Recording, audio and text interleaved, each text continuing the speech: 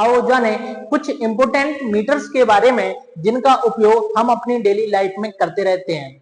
देखो, सबसे पहले क्या है, वाहन के द्वारा तय की गई दूरी मापने के लिए हम ओडोमीटर का उपयोग करते हैं। ये वाला जो है वो हमारा ओडोमीटर होता है। वाहन की गति मापने के लिए हम स्पीडोमीटर का उपयोग करते हैं। ये वाला जो है वो हमारे पास में स्पीडोमीटर है, जिसको हम चाल मापी भी बोलते हैं, ये जबकि हमारे पास में ओडोमीटर है। ध्यान रखना इस चीज का, दोनों में अंतर। हवा की गति मापने के लिए हम एनीमोमीटर का हम उपयोग करते हैं। इसका एनीमोमीटर। हृदय की गति मापने के लिए हम कार्डियोग्राम, जिसको हम क्या बोलते हैं, इलेक्ट्रोकार्डियोग्राम, ईसीजी बोलते हैं, कि ईसीजी के द्वारा मापते हैं। खून में ऑक्सीजन की मात्रा मापने के लिए हम ऑक्सीमीटर का उपयोग करते हैं। ये हमारे पास में ऑक्सीमीटर है, इसके द्वारा हम ऑक्सीजन की मात्रा को मापते हैं। घूमती हुई वस्तु की गति मापने के लिए हम किसका, जायरोस्कोप का उपयोग करते हैं। ये हमारे पास में इलेक्ट्रॉनिक जायरोस्कोप है, जिसके द्वारा हम किसी भी मूवेबल ऑब्जेक्ट की गति को माप सकते हैं।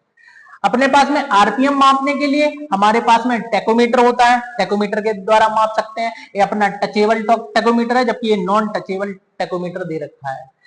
अब दूध की शुद्धता को मापने के लिए हम लैक्टोमीटर का उपयोग करते हैं। ये लैक्टोमीटर है, जिसके द्वारा हम इसको मापते हैं।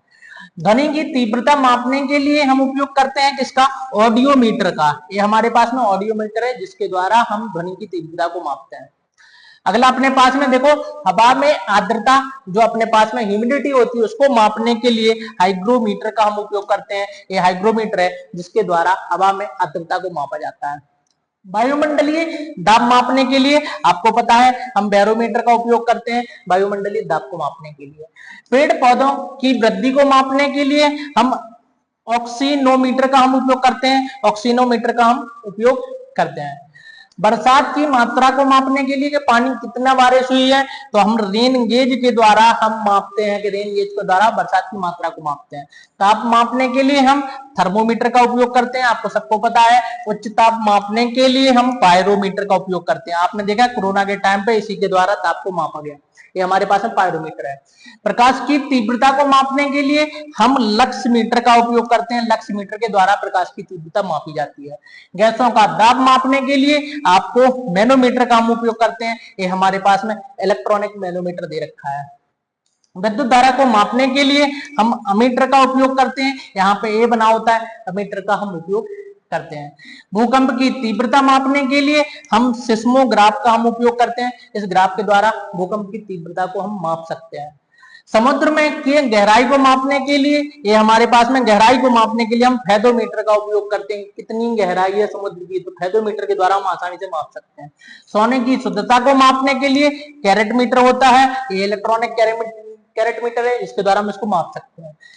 हृदय की ध्वनि सुनने के लिए हम किसको, स्टेथोस्कोप का हम उपयोग करते हैं। ब्लड प्रेशर मापने के लिए डॉक्टर्स स्पेग्मोमेलोमीटर का उपयोग करते हैं। विभवांतर मापने के लिए हम किसका, वोल्टमीटर का उपयोग करते हैं।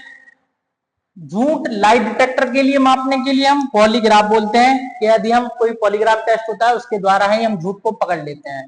समुद्र में डूबी हुई वस्तु का पता लगाने के लिए हम सोनार टेक्निक्स का उपयोग करते हैं। इन सारी चीजों की जानकारी बहुत सारे लोगों के पास में नहीं है। हम उपयोग तो डेली करते हैं, लेकिन इनके बारे में जानकारी नहीं रखते हैं। इसीलिए आप इनके पास में सबको शेयर करें।